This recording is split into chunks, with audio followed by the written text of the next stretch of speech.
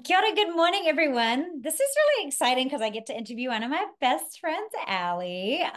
She is a light and a delight, and also probably one of the most talented people on the entire planet. I know this because I knew her for about a year before I even knew she could also sing, so that's always exciting.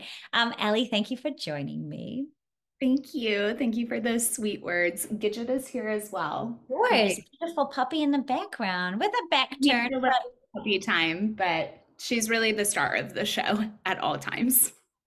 So many things I want to talk about, but the first thing I want to talk about Shot Girl, which is a movie that you and your husband and another producing partner made for a variety of reasons. So maybe you can tell us a little bit about it, and then I kind of want to dive into that creative process, specifically because I think you've sort of pioneered a bit of a path that a lot of people are now probably at the start line of just because of the climate changing. And I think you can be a real asset and ally to us. But tell us a little bit about Shot Girl first. Yeah. Thank you for the kind words. Okay, Shark Girl. We really should rewind like all the way to 2020 to really understand like where this came from. In the midst of the pandemic, when my husband and I were just boyfriend and girlfriends, you Cute. know, um, I had had like a really juicy part on a TV show that I was very excited about and thought was going to be great. And Justin was signed with this big agent who they were writing this movie, and it felt like, oh, like For doing it. we're doing it. And then the world shut down, and like all these doors that felt open felt like they had like slammed Mm. shut really aggressively. And it was I think on one side of the coin, I had been running at 1,000 miles per hour and not getting anywhere very fast. So the forced break in some ways was really good emotionally, mentally, to take a pause and reset and like level out our cortisol and all these things, right? Yeah. But emerging from that, it felt very much, I think, for both of us, like we were back at square one and weren't really sure what to do with that or how to rebuild momentum. And, you know, not to toot our own horns, but we felt that we deserved more than what was being given to us. We felt that we were quite talented and had stories to tell and a voice, an opinion, and a point of view. And that we were surrounded by like super talented people who were wanting to do the same things that we were. So our dear friend Rob Zazali came over to our house one day and was like, I know a guy who's been making movies for very low budget and is making a profit on them. And we were kind of looking around that space and we're like, okay, what can we do that would feel gratifying, but also be like artistically fulfilling, not just like we made something and it doesn't look that good, but we did it and we're making money on it. And Rob and Justin kind of put their heads together and came up with this really fun creature feature. So Shark Girl was born, and the further we got, really they got developing this script, um, the more we realized we really could do this, like we could shoot at our house, we could shoot at the beach, we could really achieve all of these things. So we really did this on a lot of luck and hard work and like the good grace of friends wanting to support us and actors who trusted us to do a project and that we wouldn't fail them in a lot of ways. So we got married and then we did it. Like got married in July, and by September we were shooting this movie in 2022. So it was really quite a whirlwind of a year. And then Justin and Rob edited the movie themselves. So it was, we still had to work full time. So it was a long process, but it feels really good to like be able to hold something in your hand and be like, wow, top to bottom, this is the three of us and every other actor involved, but where you're like, we did that. That's We made me all juicy. So it's really exciting. And when we like took it to market, it like got a lot of attention. A lot of people wanted it. So we sold it and it's coming to your TV this Shark Week. Yay! July 9th is the official date. Sorry, that was like such a long story. No, I should that was like condensing it. no, that's the perfect way. We're so funny. Whenever I talk to any actor, they all are like, I could have answered that better. No, you're a human speaking. This is a podcast. It's great. I talk about that feeling of like, and if you can transport yourself back, to feeling like you're starting from ground zero. Because I know I have gone through that feeling. I know so many creatives who have, and I know also people who aren't in creative industries now, maybe AI is taking their job or whatever. And it's just that feeling of like defeat, I guess would be the closest emotion to it. I was just wondering if you had any tips, tricks, or tools that you found helpful to kind of like when you're in that chapter, help get you out of it because it can be quite consuming and a pretty deep hole to crawl out of. Yeah, and it can be very isolating, right? Like it can consume. Suddenly a whole day has gone by and you've done nothing but think about poor me. My life is ending, right? Mm-hmm. For me, I kind of woke up one day and I suddenly like wasn't really auditioning and I had this full-time job that I hated. And I just was like, I just don't even feel like an actor anymore. Like, how did this happen? And I know that's not unique. I know a lot of people found themselves in this place in that 4-year period from 2020 to now. I guess for me, once the despair had reached a complete peak where I think you have to feel your feelings. There's no hiding from them, and if you do hide from them, they'll find you later. Later, yeah. Like, oh hey, you remember me? I think for me, and this has been historically correct in my life, when I have felt all I can feel, there's no more nuance to the feeling. I have really felt it. I have indulged in it. I have cried about it. I have written about it. There comes a point where you kind of like, I kind of look in the mirror, metaphorically, and ask, is there something else? And the answer is no. Every time. The answer is always no. No, there is nothing else. Like if I walked away now, I would forever regret it. I wouldn't be able to watch movies. I would lose these friends that I have because I'd be so jealous, not being able of what they had or that they held on, it comes to a point where it's like, do you want it or do you not? And the answer is yes. And I'm going to quote Julia Cameron here. Kim knows that I love The Artist's Way and I love Julia Cameron. And I got it right here. I'm nothing without Julia Cameron. She has this great exercise at some stage in the work, or really like a chapter called Anger as a Map. And essentially, if you look at your anger, you can pinpoint, I'm angry because of this, and this because of this, and this because of this, and it leads back to like, so what do I do about it? And for me, like using anger or sadness as a map to what I need to do can be very powerful when I'm ready for it. Like trying to get there before I've felt all the feelings is just, I'm not seeing clearly.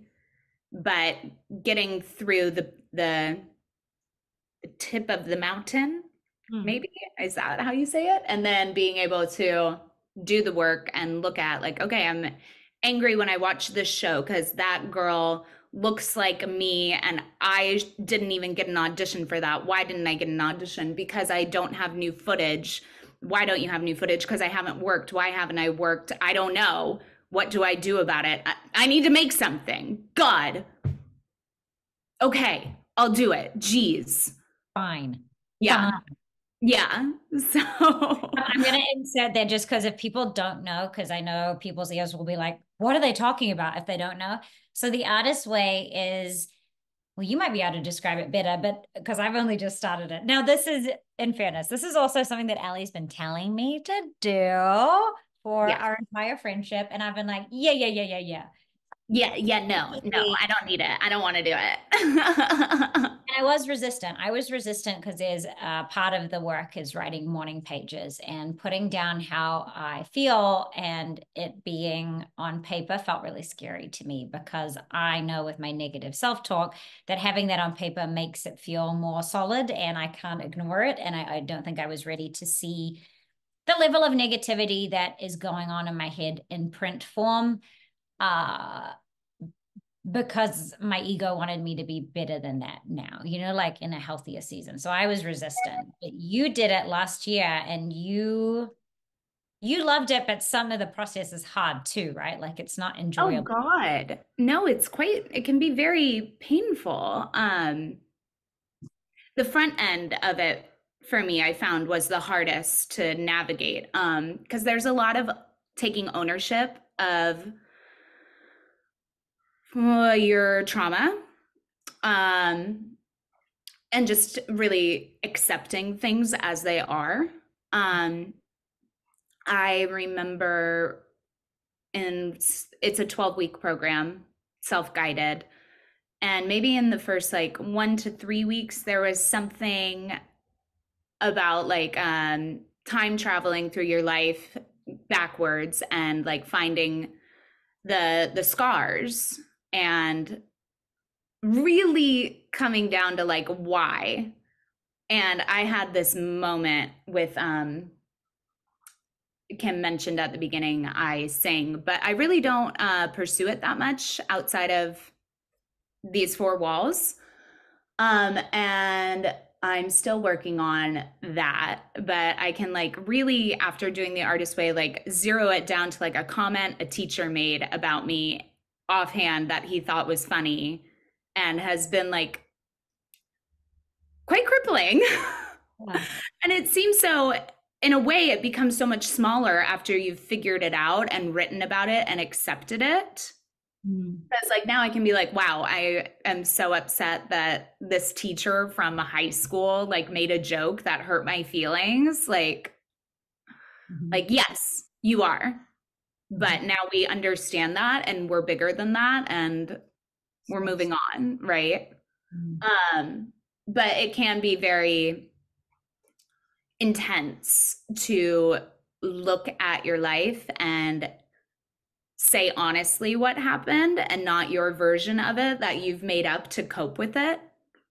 That can be very heavy and triggering. And I know for you, the morning pages felt very intimidating and scary. But for me, and I think this kind of comes back to like feeling all the feelings and reaching the tip of the mountain, um, writing every morning how I'm feeling and like really having to articulate it and form a complete thought around it has been instrumental in understanding myself and where I'm at and what I need to do to have a good day, if that makes sense. It totally makes sense. And I think I have broken new ground now. It was just very confronting initially. And I was like, this is exactly why I didn't want to do this. But Yeah. I am, it's actually something I look forward to now because I do think there is power in writing it and letting it go, then it's not in your body. And while I conceptually understood that, I hadn't put it into practice. I want to talk about the creative process of writing, of writing, creating, making Shot Girl, because I wonder if there are anything that you came up against that you weren't expecting. that you could share with us who are at the beginning of that journey, as maybe something that could have been yeah, I wonder if there were any experiences along the way where you were like, this is too hard or whatever, that you just weren't even conceptualizing, that had you not pushed through, you wouldn't be here now. Like, was something a little more challenging that you weren't expecting? Because I imagine like once you get to shooting, you've kind of got it all done. But even in that timeline, like from what it sounds like, that was a 2 year period kind of until you're shooting. So that in Yeah, itself can be a huge obstacle for some people. I think that this is kind of like a two-part answer. Committing to an idea and deciding it's good enough and telling the world metaphorically, like, this is what I'm doing and I'm committed to it and I'm going to make it happen. That's really hard. It's really hard to find something that your critical brain decides is worthy and that will make a imprint on the internet, you Yeah. know, like I think just getting out of your own way and finding something that you love enough to do, that was hard for us, I think, because we're both kind of, my husband and I are both kind of perfectionists. Well, and um loving something and then 12 months later still loving it is challenging too, even if it's relationship friend, like sometimes it can have challenges. And if you're kind of on the fence or it's your own stuff, it's way easier to abandon an idea if it's your own, yeah, probably. yeah, so I think I'm visualizing a lawnmower, like you're pulling the thing, trying to get the engine to Yeah. kick on. I Yeah. think once you've finally muscled it enough that it's kicked on, then you're rolling, right? Like suddenly, like the script is written, we all love it. Justin, Rob, and I were like, okay, we're doing it. Great. And then suddenly you're in prepo, and we were just moving so quickly. It was like, okay, we're ordering all the props. We're casting. We're putting out casting notices. We're hiring PAs. We're figuring out sound. Like, Yeah. it's just a machine suddenly that is moving faster than you have time to doubt. Mm-hmm. So, in that initial part, it's keep pushing until it's suddenly rolling and you can't stop it. That's Um, such good advice, because I do think it can be like, ugh, it's not working, which means it's not going to work, or it keeps getting blocked. And so that must mean it's not a good idea. Or, yeah, there's all these other yeah, narratives we can tell ourselves when something isn't progressing or we're yeah, getting no's, right? yeah. It's called U-turning, where like you come to a good idea and then you turn around on it. And if you know what that is, if you can recognize like, oh, I'm bailing because I'm scared, you can stop it, you know? Yeah. Um, Yeah. Okay. So, and like I'm victim of it still. Like I have this short film that I'm really wanting to shoot, and I was having coffee with my manager yesterday and he was like, "What are you waiting for?" And I was like, "I don't know. I'm scared." Shoot, I'm doing it. Okay. Okay. We're doing Great. it. Thank you for the accountability. You Time is know? going into a vortex because I could talk to you for my entire life. Two main things that I want to just touch on, and then I will let you go. Uh, Talk to me about this season of receiving that it feels like you're in, which is, of course, what it looks like from the outside. You've just gone and shot a movie. You have your own movie coming out. Optically, from the outside, it's like season of Ally, which is so beautiful. And may it continue. I know the struggle of sometimes when things optically look like they're shiny and new, how almost we can self-sabotage and be like, yeah, but that stuff I already did. It's like, and it can feel like we almost rob ourselves of the joy of the good. And I don't mean to put words in your mouth because you're not feeling that way, then No, no, no, no. that's something I really struggle with because, usually by the time something's out or on, it's like, well, that was a year ago and I'm don't feel Yeah. it. And I kind of like I miss out on the joy of it coming out and people receiving it because I feel so imposter syndrome because that was like, well, that was past Kim. Like I might not ever get to that place again. And I start doing that cycle. One, is that something you relate to? Or two, where are you at now and how do you anticipate navigating that so you don't ruin all this good that you've put in? I don't know. I mean, I am feeling all those things, like I feel super fortunate in this kind of turbulent time in the film industry that I did just do a movie and just got home a few days ago, really. And Shark Girl is coming out. Like, I haven't had a moment like this in so long, and I think like we're all scared to admit that, but no, I haven't had this in a long time. So I'm trying to just really almost like a bubble bath, like enjoy it. Cause I know from my life that life is really just a lot of moments, right? And there are really high moments, and there are low moments, and there are medium moments. And then there's a lot of in between leading up to those moments.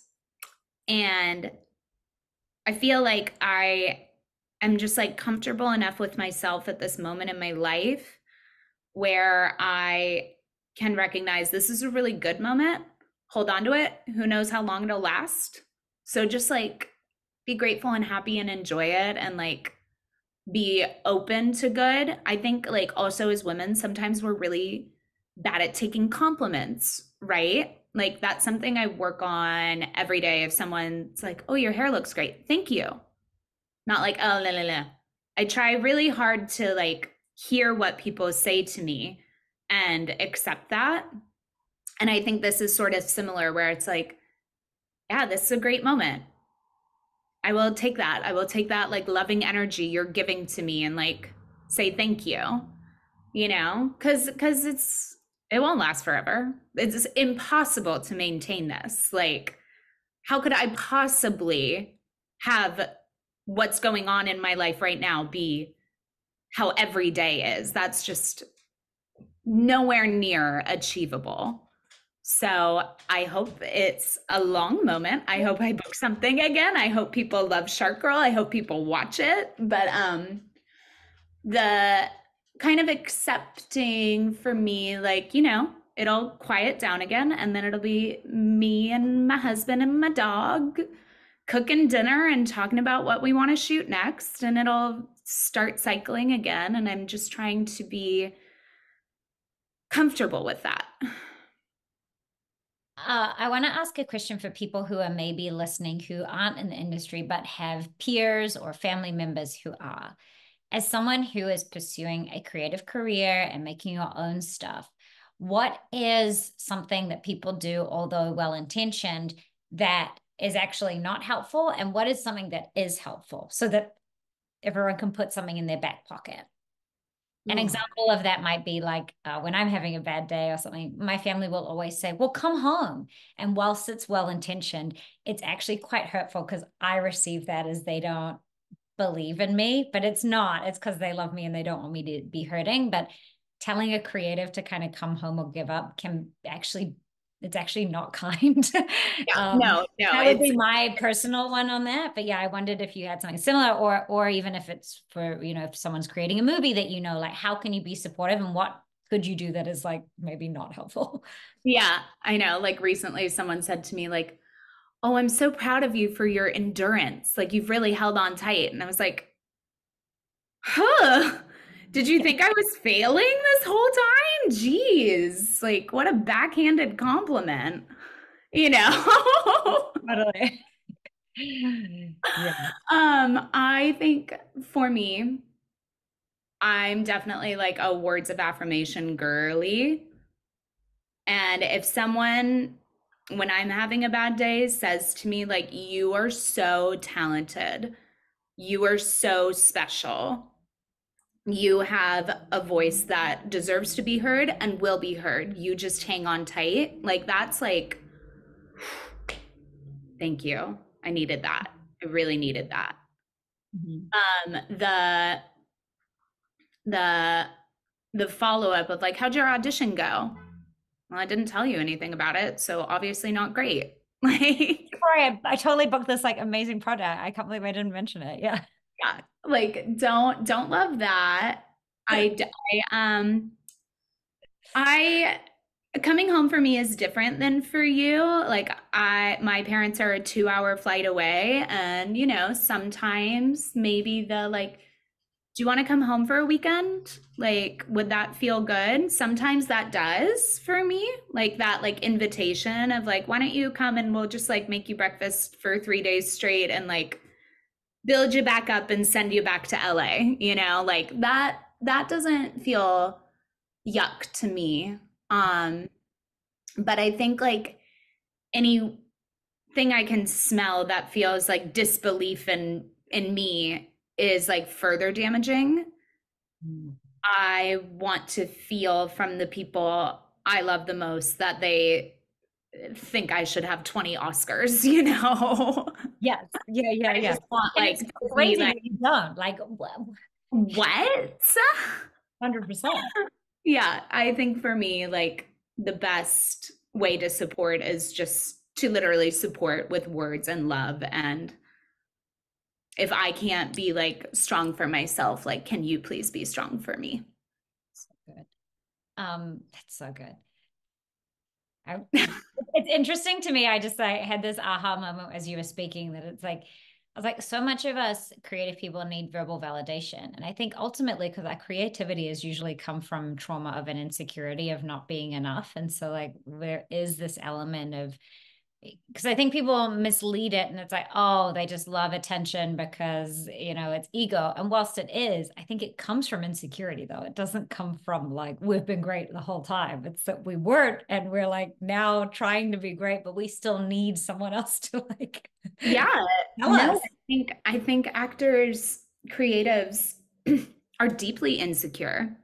Yeah. Um, Probably because we're vulnerable enough to Feel. show the world like this like deeper side of ourselves, but it's very scary, right? And so we're deeply insecure, and we do need to be loved on. We're sensitive little creatures. My last question, and I ask this to all my guests, is what does your brain look like? It might be an ocean, a maze, a hamster wheel. What do you kind of see when you think of what your brain looks like? Hmm. I feel like my brain maybe has like a one kind of central like list, like running list of like, what are we doing? What are we working on? What are we crossing off today?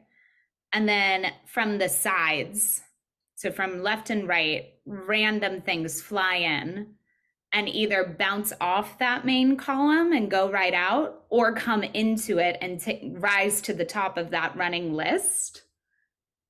And then maybe they fly out again, but the list is always there. And then there are other things flying in and out at I'm all seeing, I times. love this. That almost seems like kind of Harry Potterish for me. You know how there's like the Yeah. things with the wings coming in and stuff. And yeah. Yeah. I think that would be me because I do think I'm very like almost every morning my morning pages end with like, what do I need to do today? Like, and I write it all down, like I'm very not organized, but like driven by like, okay, what am I doing? What am I doing? What am I doing? Mm. That's a very relatable brain to me. I like that. I love that. It's been a while. I've been interviewing, and no disrespect to you nor I, but a lot of like wellness people who are like, it's like a calm garden with flowers. I'm like, oh, for fuck's sake. I'm Oh, like, that sounds no, awesome. Great. Thank no. you. I'm Like, so glad for you. I love that your brain is that way. That is not I'm like, mine. is there a bush on fire anywhere? Where's your fiery bush? Like, it's like, Things aren't exploding? Wow, you sound really well meditated. Not me. I equally love it. Like one lady's like, it's just warm light. And I'm like, oh, for fuck's sake. Like, that's awesome. But also, like, I got a lot of work to do.